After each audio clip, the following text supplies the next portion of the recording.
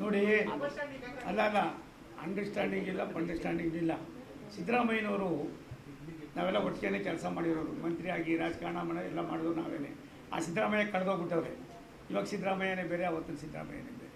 ಅವ್ರು ಏನು ಹೇಳಿದ್ದಾರೆ, ಇಲ್ಲಿಂದ ಈಚೆ ಹೇಳಿದ್ದಾರೆ, ಅವ್ರು ಧೈರ್ಯವಾಗಿ ಅವರ ನಾಯಕರಿಗೆ ಅದನ್ನು ಯಾಕೆ ಹೇಳ್ಬಾರ್ದು? ಯಾಕೆ ಹೇಳ್ಬಾರ್ದು? ನಮ್ಮಲ್ಲಿ ಆ ಥರ ಇಲ್ಲ. ಸಿದ್ದರಾಮಯ್ಯನವರ ಈ ಬೂಟಾಟಿಕೆ ವ್ಯವಸ್ಥೆ ಆಗಬಾರ್ದು. ಅಪ್ಪ ಒಂದು ನಿಮಿಷ ತಾಳಪ್ಪ. ಗೃಹನೂ ಇಲ್ಲ, ಲಕ್ಷ್ಮಿನೂ ಇಲ್ಲ. ರಾಜ್ಯ ಏನಾಗಿದೆ ಅಂತ ನಿನಗೂ ಗೊತ್ತು, ನನಗೂ ಗೊತ್ತು. ಆ 2,00,000 ಕೊಟ್ಟು 40,000 ಜಾಸ್ತಿ ಮಾಡಿ ಜನ ಎಲ್ಲ ಯಾವ ರೀತಿ ಪಾಪದಲ್ಲಿದ್ದಾರೆ. ಕೆಲವು ಸಂಬಳ ಕೊಡೋ ವ್ಯವಸ್ಥೆಯಲ್ಲಿಲ್ಲ. ನಾನು ಯಾಕೆ ಅದನ್ನೆಲ್ಲ ಮಾತಾಡೋದು ಬೇಡ ಅಂತೀನಿ ಅಂದರೆ, ಇದನ್ನು ಬಿಡ್ತೀರಿ, ಅದನ್ನು ಬರೀತೀರಿ. ಅದಕ್ಕೋಸ್ಕರವಾಗಿ ಇದು ದೇಶದ ವ್ಯವಸ್ಥೆ. ಹೆಣ್ಣು ಮಕ್ಕಳು ಸ್ವತಂತ್ರವಾಗಿ ತನ್ನದೇ ಆದಂಥ ಕರ್ತವ್ಯವನ್ನು ನಿರ್ವಹಣೆ ಮಾಡುವ ಈ ಜವಾಬ್ದಾರಿ ಇದೆಯಲ್ಲ, ಇದು ನಮ್ಮ ಕೈಯಿಂದ ಸಾಧ್ಯ ಇಲ್ಲ. ನಮ್ಮ ಜೊತೆಯಲ್ಲಿ ನೀವು ಕೈ ಜೋಡಿಸಿದ್ರೆ ಮಾತ್ರ, ಮಾಧ್ಯಮ ಕೈ ಜೋಡಿಸಿದ್ರೆ ಮಾತ್ರ ಇದನ್ನು ಮಾಡ್ಬೋದು. 100ಕ್ಕೆ 100 ಇಲ್ಲ. ಅದೇನು ಹೇಳ್ತಾ ಇದ್ದೀರಿ ತಾವು? ನೋಡಿ, ರಾಷ್ಟ್ರದ ಪ್ರಧಾನಮಂತ್ರಿ ನರೇಂದ್ರ ಮೋದಿಯವರು ಎಂದಾದರೂ ಒಂದು ದಿನ ಈ ದೇಶದ ನಾನು ಒಬ್ಬ ಸೇವಕ ಅನ್ನೋ ದೃಷ್ಟಿಯಿಂದ ಈ ಮಹಿಳಾ ಮೀಸಲಾತಿಯನ್ನು ಇವತ್ತು ನಾವೇನು ತಂದಿದ್ದೀವಿ, ಪ್ರಧಾನಮಂತ್ರಿಗಳ ಆದ ತಕ್ಷಣ ಅವರು ಮೊದಲನೇದು ಮಾಡಿದ್ದು ನಾರಿ ಶಕ್ತಿಯರಿಗೋಸ್ಕರ. ನಮ್ಮ ಹಳ್ಳಿಗಳಲ್ಲಿ ತಾಯಂದಿರು ಅದೇನು ಉತ್ತೀವಲ್ಲ, ಅದೇನಂತೀವಿ, ಅದಕ್ಕೆ ಕೊಳವೆ ಉಜ್ವಲ ಯೋಜನೆ ಅಲ್ಲ, ಅದಕ್ಕೆ ಉಜ್ವಲ ಯೋಜನೆ ಜೊತೆಯಲ್ಲಿ ಒಲೆ ಊದೋದು, ಅದನ್ನು ತಪ್ಪಿಸಿದ್ರು. ಸಂಧ್ಯಾ ಸುರಕ್ಷಾ ಮಾಡಿದ್ರು, ಬೇಟಿ ಬಚಾವ್ ಬೇಟಿ ಪಡಾವ್ ಮಾಡಿದ್ರು. ಒಂದಲ್ಲ, ಎರಡಲ್ಲ, ಮೂರಲ್ಲ, 10 ಕಾರ್ಯಕ್ರಮಗಳು ಯಶಸ್ಸಿನ ದಾರಿಯಲ್ಲಿ ನಡೆಯುವಾಗ ಇವತ್ತು ಹೆಣ್ಣು ಮಕ್ಕಳಿಗೋಸ್ಕರವಾಗಿ ಹೆಣ್ಣು ಮಕ್ಕಳು ತಾವು ಒಂದು ಸಾರಿ ನಾರ್ತ್ ಈಸ್ಟರ್ನ್ ಸ್ಟೇಟ್ಗೆ ಹೋಗಿ ಬನ್ನಿ. ಛತ್ತೀಸ್ಗಢಕ್ಕೆ ಹೋಗಿ, ಅರುಣಾಚಲ ಪ್ರದೇಶಕ್ಕೆ ಹೋಗಿ, ಒರಿಸ್ಸಾಗೆ ಹೋಗಿ, ತ್ರಿಪುರಾಗೆ ಹೋಗಿ, ಅರುಣಾಚಲ ಪ್ರದೇಶ ಅಸ್ಸಾಂಗೆ ಹೋಗಿ, ಮತ್ತು ಮೇಘಾಲಯ, ಈ ಥರದ ಎಲ್ಲ ರಾಜ್ಯಗಳಿಗೆ ಹೋಗಿ ಬನ್ನಿ. ಅಲ್ಲಿಯ ಭಾವನೆಗಳು, ಅಲ್ಲಿರ್ತಕ್ಕಂಥ ಬಡತನದ ರೇಖೆಯಲ್ಲಿದ್ದಂಥ ಹೆಣ್ಣು ಮಕ್ಕಳನ್ನು ಮೇಲ್ಪಂಕ್ತಿಗೆ ತರೋದ್ರ ಮುಖೇನ ರಾಷ್ಟ್ರದ ಹಿತಕ್ಕೋಸ್ಕರವಾಗಿ ಹೆಣ್ಣು ಮಕ್ಕಳ ಅವಶ್ಯಕತೆ ಇದೆ ಅನ್ನೋದನ್ನು ವಿಶ್ವಕ್ಕೆ ಪರಿಚಯ ಮಾಡಿಕೊಟ್ಟಂಥ ಯಾರಾದರೂ ಒಬ್ಬ ನಾಯಕ ಇದ್ದರೆ ಈ ದೇಶದಲ್ಲಿ, ಸ್ವತಂತ್ರ ಬಂದಾಗಿಂದ ಅಲ್ಲ, ಈ ಇತಿಹಾಸ ಸೃಷ್ಟಿ ಆಗ್ತಕ್ಕಂಥದ್ರಲ್ಲಿ ನರೇಂದ್ರ ಮೋದಿಯವರು ಮೊದಲನೇ ಇದ್ದಾರೆ.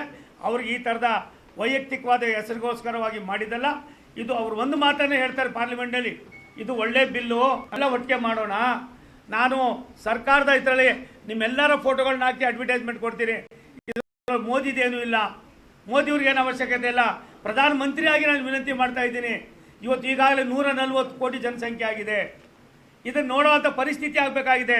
ಹೆಣ್ಣು ಮಕ್ಕಳನ್ನು ನಾವು ಇನ್ನೊಂದು ಸ್ವಲ್ಪ ಸದೃಢವಾಗಿ ಮಾಡೋದ್ರಿಂದ ದೇಶದಲ್ಲಿ ಎಲ್ಲ ಒಂದು ಕಡೆ ಬೆಳವಣಿಗೆಗೆ, ಅಭಿವೃದ್ಧಿಗೆ ಪೂರಕ ಆಯ್ತದೆ ಅನ್ನೋ ಮಾತನ್ನು ವಿಶ್ವದಲ್ಲಿ ಯಾವತ್ತಾರು ಭಾರತದಲ್ಲಿ ಆ ರೀತಿಯಾದ ಪ್ರಧಾನಮಂತ್ರಿಗಳು ಹೇಳಿರ್ತಕ್ಕಂಥ ಒಂದು ಉದಾಹರಣೆ ಇದ್ದರೆ ಅದು ವಾಜಪೇಯಿ ಅವರು, ತದನಂತರ ಸನ್ಮಾನ್ಯ ನರೇಂದ್ರ ಮೋದಿಯವರು.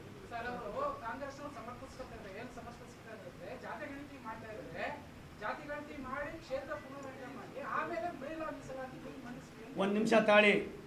ಇದೇ ರೀತಿ ಮಾಡಿ 50 ವರ್ಷ ಮುಂದಕ್ಕೆ ಹಾಕೋದು. ಒಂದು ಸಾರಿ ಅಲ್ಲ, ಸನ್ಮಾನ್ಯ ವಾಜಪೇಯಿ ಸಾಹೇಬರು ಆ ಡಿಪ್ಯುಟೇಷನ್ ಮಾಡಬೇಕಾದ್ರೆ ಯಾವ್ಯಾವ ರೀತಿ ಆಯಿತು ನಿಮಗೆಲ್ಲ ಗೊತ್ತಿದೆ. ಅವ್ರ ತಲೆಯಲ್ಲಿ ಇನ್ನೇನು ಇಲ್ಲರಿ. ಹೆಣ್ಣು ಮಕ್ಕಳು ಮನೆಯಲ್ಲೇ ಇರಬೇಕು, ನಮ್ಮ ಹೆಣ್ಣು ಮಕ್ಕಳು ಮಾತ್ರ ಐಷಾರಾಮ ಮಾಡಬೇಕು. ಬಡವರ ಮಕ್ಕಳು, ತುಳಿತುಗೊಳಪಟ್ಟವ್ರ ಮಕ್ಕಳು, ಧ್ವನಿ ಇಲ್ಲದ ಆಸಾರ ಇಲ್ಲದ ಮಕ್ಕಳಿಗೆ ಎಲ್ಲೋ ಒಂದು ಕಡೆ ಮೇಲ್ಪಂಕ್ತಿಗೆ ಬರಬಾರ್ದು. ಲೋಕಸಭೆಗೆ ಬರಬಾರ್ದು, ವಿಧಾನಸಭೆಗೆ ಬರಬಾರ್ದು, ವಿಧಾನ ಪರಿಷತ್ ಬರಬಾರ್ದು, ರಾಜ್ಯಸಭೆಗೆ ಬರಬಾರ್ದು, ಅವ್ರ ಮಂತ್ರಿಗಳಾಗಬಾರ್ದು ಅನ್ನೋದು ಅವ್ರದ ಖಚಿತವಾದ ಒಂದು ಸಂಕಲ್ಪ ಆಗಿದೆ.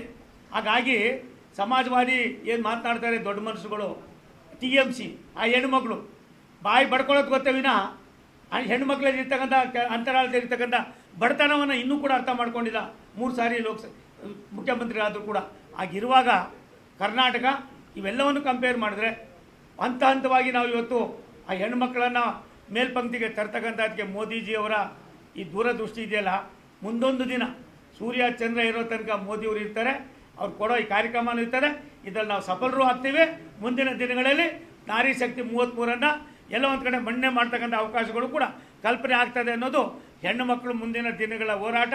ಪ್ರಾಯಶಃ ಕಾಂಗ್ರೆಸ್ದವ್ರಿಗೆ, ಇನ್ನು ಇತರೆ ಯಾರ್ಯಾರು ಪಕ್ಷದವ್ರು ಇದ್ದಾರೆ, ಇವ್ರಿಗೆಲ್ಲರಿಗೂ ಕೂಡ ಒಂದು ರೀತಿ ಬರ್ಜಿನೂ ಬೇಕಿಲ್ಲ, ಕಿವಿಯಾಕೆ ಏನೂ ಬೇಕಿಲ್ಲ.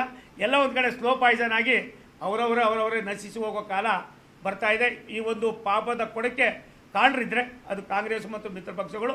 ಮೋದಿಜಿಯವರು ಎಂದೂ ಕೂಡ ವೈಯಕ್ತಿಕವಾದ ಹೆಸರಿಗೆ ಆಸೆ ಪಟ್ಟವರು ಅಲ್ಲ, ಪಡ್ತಕ್ಕಂಥ ಅವಶ್ಯಕತೆಯೂ ಇಲ್ಲ.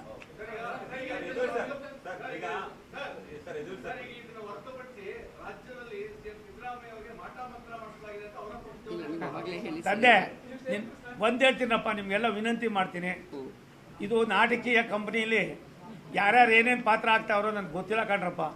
ನಮ್ಮದು ದೇಶದ ಅಭಿವೃದ್ಧಿ, ಹೆಣ್ಮಕ್ಳಿಗೆ ಬೇಕಾಗಿತ್ತಂಥ ಸವಲತ್ತು, ಆ ಸವಲತ್ತು ಕೊಡಬೇಕಾದ್ರೆ ಅವ್ರಿಗೆ ಕಾನೂನು ಚೌಕಟ್ಟಿನಲ್ಲಿ ಸಂವಿಧಾನವನ್ನು ಬಲಪಡಿಸ್ಬೇಕಾದ್ರೆ 33% ಹೆಂಗೆ ತರಬೇಕು, ಇದರ ಬಗ್ಗೆ ಇದು ಮಾಡ್ತೀನಿ. ನಾನು ಮುಂದಿನ ವಾರ ಬಂದಾಗ ಇಂಥ ಎಲ್ಲ ಪ್ರಶ್ನೆಗಳಿಗೂ ಉತ್ತರ ಕೊಡ್ತೀನಿ.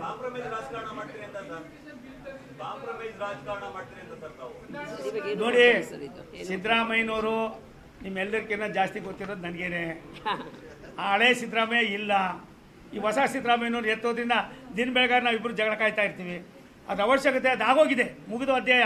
ಸಿದ್ದರಾಮಯ್ಯನವರು ಉಳಿದಿಲ್ಲ, ಸಿದ್ದರಾಮಯ್ಯನವರ ಐಡಿಯಾಲಜಿ ಇಲ್ಲ. ಇದೇನಪ್ಪ ಹರ್ಷ, ಜೋರಾಗಿ ಹೇಳು. ಇಲ್ಲ. ಅದು ಹಾಗೆ ಆ ಸಿದ್ದರಾಮಯ್ಯ ಕಳೆದೋದ್ರು. ಈ ಸಿದ್ದರಾಮಯ್ಯ ಅಧಿಕಾರಕ್ಕೋಸ್ಕರವಾಗಿ ಎಲ್ಲ ಒಂದು ಕಡೆ ಉಳ್ಕೊಂಡಿದ್ದಾರೆ. ಮುಂದೊಂದು ದಿನ ಸವಿಸ್ತಾರವಾಗಿ 1 ಗಂಟೆ ಬೇಕಾದ್ರೆ ಅದ್ರ ಬಗ್ಗೆ ಮಾತನಾಡ್ತೀನಿ. ದಯವಿಟ್ಟು ನಾನು ಇಷ್ಟೇ ಹೇಳೋದು, ದೇಶ ಇದ್ದರೆ ಮಾತ್ರ ನಾವು, ದೇಶ ಅಭಿವೃದ್ಧಿ ಆದರೆ ಮಾತ್ರ ನಾವು, ದೇಶದಲ್ಲಿರ್ತಕ್ಕಂಥ ನಾರಿ ಶಕ್ತಿ ಒಗ್ಗಟ್ಟಾಗಿ ಕೆಲಸ ಮಾಡೋದ್ರಿಂದ ದೇಶದ ಬೆಳವಣಿಗೆಗೆ ಪೂರಕ ಅನ್ನೋದನ್ನು ನಮ್ಮ ಪ್ರಧಾನಮಂತ್ರಿಗಳು ಎತ್ತಿ ತೋರಿಸಿದ್ದಾರೆ. ಅದಕ್ಕೋಸ್ಕರವಾಗಿ ನಾವೆಲ್ಲರೂ ಅವ್ರ ಕೈ ಜೋಡಿಸೋಣ, ಮೆಟ್ಲಾಗೋಣ.